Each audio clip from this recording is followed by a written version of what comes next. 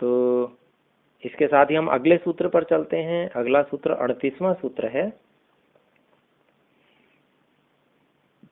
तो 38वां सूत्र जो है वह है स्वप्न निद्रा ज्ञानालंबनम वा।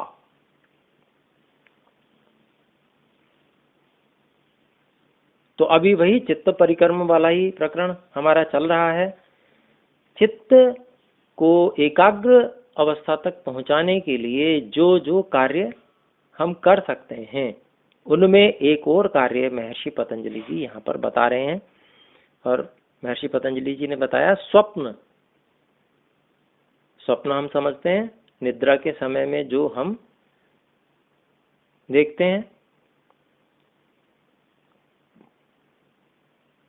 और निद्रा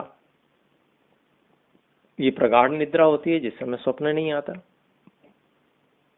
तो इनके ज्ञान का सहारा लेकर भी हम चित्त को एकाग्र कर सकते हैं,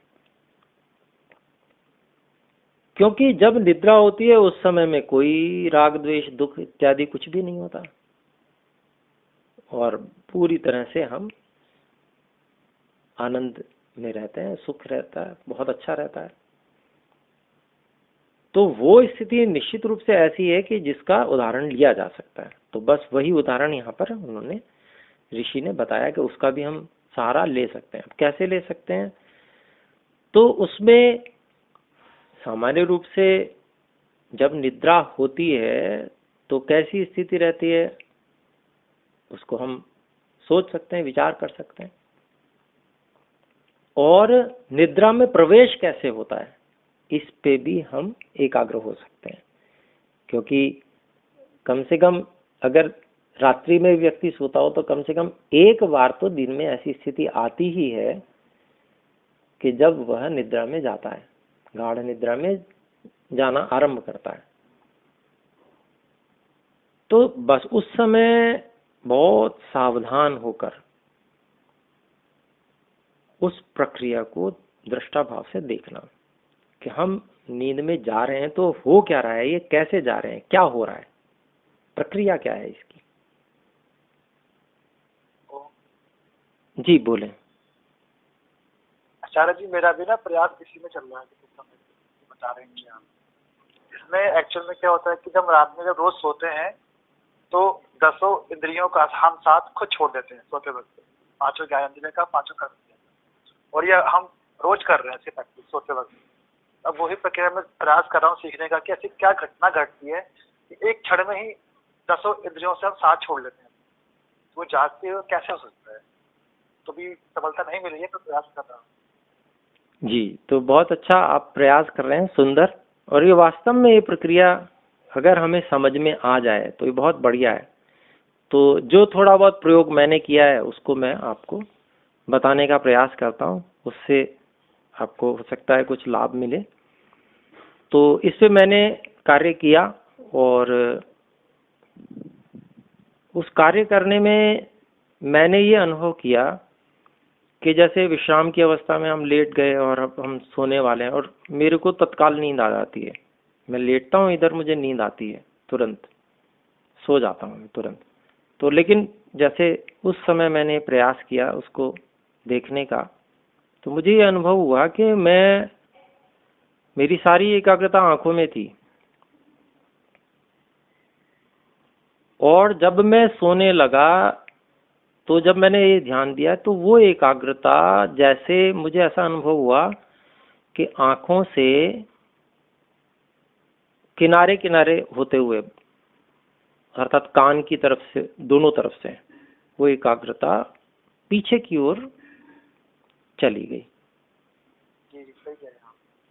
ये पीछे की ओर चली गई और पीछे की ओर जाके मतलब बाहर की इंद्रियों से संपर्क, यानी कि ज्ञानेंद्रियों से संपर्क टूट गया। कर्मेंद्रियों को तो हमने विराम दे ही दिया था स्वयं ही कि अब मुझे सोना है, ये संकल्प करके। और ज्ञानेंद्रियों से भी हमने इस प्रकार से मतलब वो हम जो बाहर की ओर एकाग्रता थी ना वो हम अंदर की ओर ले गए। तो ये प्रक्रिया है, इस प्रक्रिया को हम प्रतिदिन करते हैं और बस इसको ध्यान के समय में हमें करना है। अगर हम ध्यान के समय में इसको रिपीट कर लेते हैं तो हम एकाग्रता में चले जाएंगे। तो वो स्थिति, ये इसी बात को महर्षि पतंजलि जी यहाँ पर बता रहे हैं।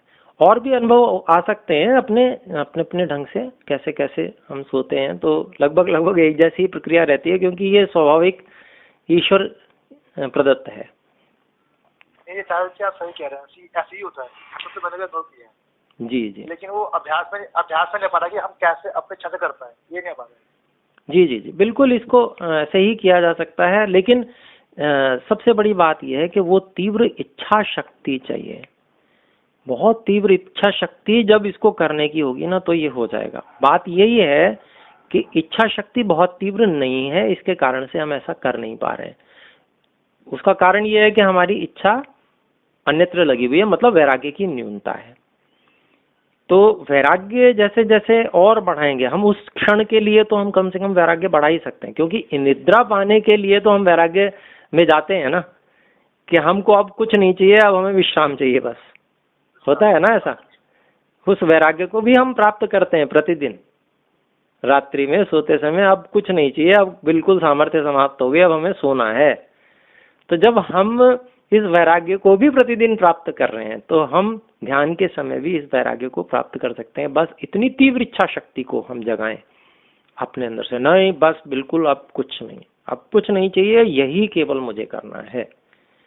जब इतनी तीव्र इच्छा शक्ति को और पूरी हुंकार के साथ में पूरी शक्ति लगाकर ईश्वर से प्रार्थना करते हुए जब हम इसको करेंगे, तो निश्चित रूप से हम कर पाएंगे, ऐसी मुझे आशा है।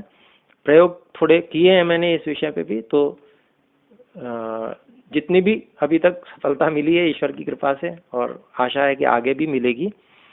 तो क्या होता है, देखिए वही वाली बात है ना कि स्वयं पढ़ना, उस पर चिंतन करना, मनन करना, मनन करने के बाद में फिर निर्णय निकालना, निर्णय निकालने के बाद में फिर वहाँ पर महाभाष्यकार महर्षि पतंजलि और के अनुसार भी प्रवचन काल भी बहुत सहायक होता है। तो जैसे जो स्थितियां समझ में आती हैं, वो बताने से और अधिक उसके रहस्य खुलते हैं। तो अपने लोगों को भी ये प्रयास करना चाहिए कि हम जो भी स्थितियां प्राप्त करें, उनको हम दबा के ना रखें अपने अंदर, उसका विस्तार करने का प्रयास करें। जो भी आसपास मिले, जो भी मिले उसको हम बताएं। और ये जो बताना होता है ना, ये हमारे लिए बहुत अधिक लाभदायक होता है। ठीक है, अभी मान लीजिए हम आचार्य की स्थिति में नहीं आ पाए हैं, लेकिन फिर भी हम कुछ तो कर रहे हैं ना। सामान्य हमारे चारों ओर जितने लोग बिखरे पड़े हैं, वे सब तो कहीं इसकी ओर भी नहीं जा रहे। तो जो भी संपर्क में आता है उनको हम, भले ही वो प्रभावित हो ना हो, कम हो, जैसी भी स्थिति हो, लेकिन हमारा काम क्या है, हमारा काम है बताना। और जब हम बताते हैं तो ईश्वर की कृपा हम पर बरसने लगती है।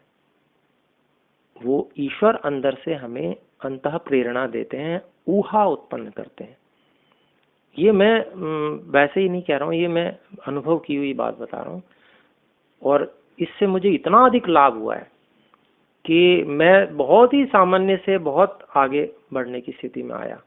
तो ये जो है ना, निष्काम भाव से ईश्वर का आदेश समझकर कि हे ईश्वर, आपके, मैं भी आपका ही पुत्र हूँ, ये सब प्राणी भी आपके ही पुत्र हैं, तो मुझे आप जो दे रहे हो इनको भी वो लाभ मिल जाए। ऐसे बड़ी उत्तम भावना के साथ में जब हम कार्य करते हैं, तो अंदर से ईश्वर की कृपा बरसने लगती है। तो ये अपने लोगों को करना चाहिए। वैसे तो विषय नहीं था ये, लेकिन चलिए आ गया। तो छोटी छोटी प्रेरणाएं जब हम लेकर चलते हैं और उससे हमें लाभ मिलता है, तो निश्चय ही हम उन्नति के पथ पर आगे बढ़ते जाते हैं। शुद्ध भाव होना चाहिए, ये बहुत विशेष बात है।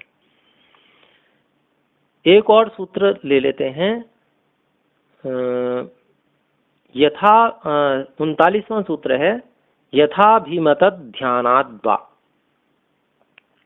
तो फिर कहते हैं महर्षि पतंजलि, देखिए कितना विशाल हृदय, कितनी विस्तृत विचारधारा है कि वो केवल बांध के नहीं रख रहे हैं, ऋषियों की शैली देखिए कि जैसे व्यक्ति को जो सहारा मिले, जिससे उसको उत्तम लगे इस चित्त को एकाग्र करना, तो यथा जैसा अभिमत, जैसा उसका मन हो, जैसा वो मानता हो, उसके अनुसार वह ध्यान करने से एकाग्रता की स्थिति को प्राप्त कर सकता है व्यक्ति।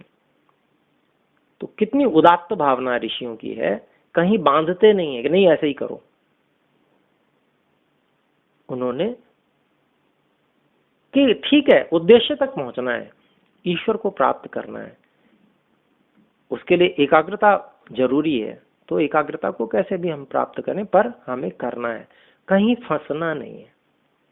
बात यह है, समस्या कहां पर आती है, हम एक चीज को पकड़ लेते हैं और उसमें इतना अधिक फंस जाते हैं कि फिर उससे आगे नहीं बढ़ते हैं। यही सारे संसार की स्थिति है। लोग कहते हैं ना एकाग्रता करो तो चलो स्थूल चीज ले लो। अब वो स्थूल चीज ले ली, स्थूल चीज में जीवन भर अटका रहता है व्यक्ति। जैसे किसी मूर्ति को ले लिया, अब वो बेचारा ही कहेंगे उसको, साधना के क्षेत्र में आगे बढ़ ही नहीं पा रहा है, उसी में फंसा हुआ है।